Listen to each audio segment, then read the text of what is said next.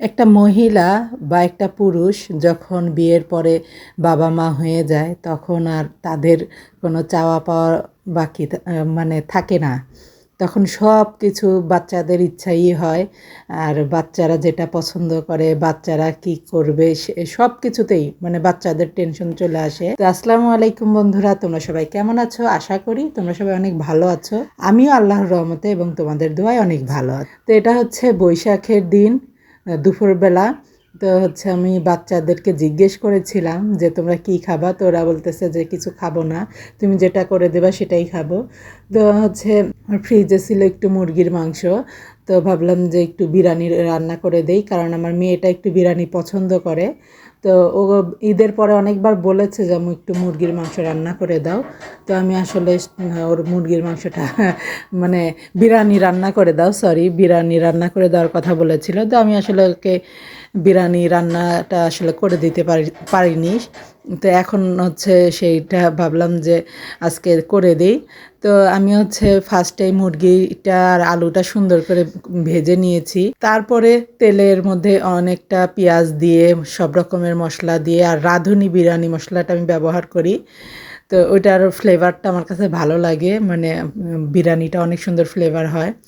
তো আমি ওইটা ব্যবহার করি। তো সব রকমের মশলা ভালো করে কষিয়ে নিয়ে তারপরে হচ্ছে আমি রাঁধুনি মশলাটা দেই, অ্যাড করি।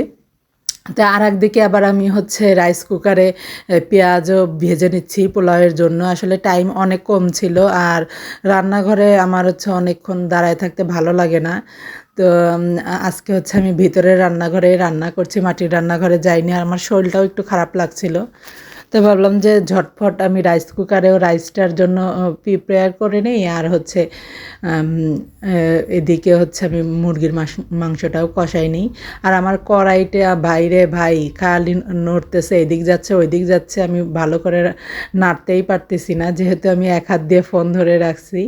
তো এইদিকে আমার মুরগির মাংসটাও মশলার সাথে কষানো হয়ে যাচ্ছে, আর এইদিকে হচ্ছে আমি পেঁয়াজ মরিচটা ভালো করে কষিয়ে নিয়ে এর মধ্যে হচ্ছে আমি মেপে পানি দিয়ে দিচ্ছি। গরম পানি আমি কেটলিতে গরম পানি করে রেখেছিলাম।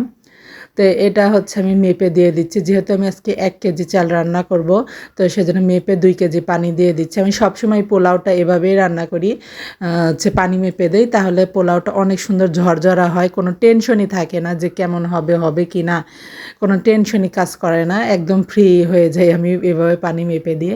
তো গরম পানিটা দিলাম যে তাড়াতাড়ি হওয়ার কারণে, এই দেখেন দেওয়ার সাথে সাথে আবার বলক চলে এসেছে।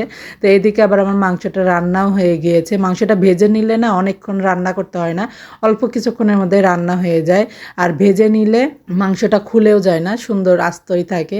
তো এদিকে আমার পানি গরম হয়ে গিয়েছে, এর মধ্যে হচ্ছে আমি চাল দিয়ে দিচ্ছি, আর হচ্ছে কিছু মটরশুঁটি আর গাজর কুচি দিয়ে দিচ্ছি। এটা হচ্ছে দেখতে ভালো লাগে আর খেতেও ভালো লাগে, আমার হাজব্যান্ডের আসলে অনেক পছন্দ। তো সেজন্য আমি এগুলো দিয়ে দিচ্ছি, দিয়ে একটু ঢেকে দিলাম। তো এর মধ্যে হচ্ছে আবার আমি রান্নাঘরটাও মুছে নিচ্ছি, কারণ আমার রান্নাঘর এলোমেলো থাকলে আর অপরিষ্কার থাকলে আমার একদমই ভালো লাগে না। আমি সব সময় কাজ করি, কাজের সাথে সাথে আমার রান্নাঘরও পরিষ্কার হয়ে যায়, আর সব থালাবাটিও আমি সুন্দর ধুয়ে ফেলি। আমার ভালো লাগে না মানে জড়ো করে রাখতে, জমায় রাখতে। তো আমার রান্না করাও শেষ, সাথে সাথে আমার সব কিছু ক্লিন করাও হয়ে যাবে, আমার শান্তি লাগবে তখন। তো এই দেখেন আমার রান্নাঘরটাও মোছা হয়ে গেছে। এদিকে আমার হচ্ছে রাইসে বলকও চলে আসছে, মানে চাল দেওয়ার পরে। তো এর মধ্যে হচ্ছে আমি গুঁড়া দুধ আর একটুখানি হচ্ছে বিরিয়ানি মশলা আমি আলাদা করে রেখেছিলাম এর মধ্যে দেওয়ার জন্য, তো সেটাও আমি দিয়ে দিব, তাহলে হচ্ছে রাইসে ফ্লেভারটা ভালো যায়। আমি সবসময়ই এটা করি, বিরিয়ানির মশলা একটু বাকি রেখে দেই এই চালের মধ্যে দেওয়ার জন্য। তো সেটাই এখন দিয়ে দিলাম। তারপরে হচ্ছে আমি মাংসটাও দিয়ে দিব, নাহলে হচ্ছে মাংসটা আর একটু পানি শুকানোর পরে দিলে হচ্ছে ভালো করে চালের সাথে মিশতে চায় না, সেজন্য আমি একটু ভালো পানি থাকতে থাকতেই দিই। আর যেহেতু অল্প চাল, ওটা হচ্ছে তাড়াতাড়ি পানিটা চুষে নেয়, মাংসটা দেওয়ার টাইম পাই না। তো এই যে আমার মাংস দেওয়া শেষ, তারপরে হচ্ছে আমি এখানে কিছু কাঁচামরিচ কুচি দিয়ে দিব, কারণ হচ্ছে আমি মাংসটা অ্যাড করার পরে একটু টেস্ট করছি, দেখি যে একটু ঝাল কম লাগতেছে। ওর আব্বুর আবার আমার হাজব্যান্ডের ঝালে খুব পছন্দ, তো সেজন্য হচ্ছে ঝাল দিয়ে দিলাম। আর এই দিকে আমার বিরিয়ানি রান্না শেষ। সবাই ভালো থাকবেন, সুস্থ থাকবেন। আসসালামু আলাইকুম।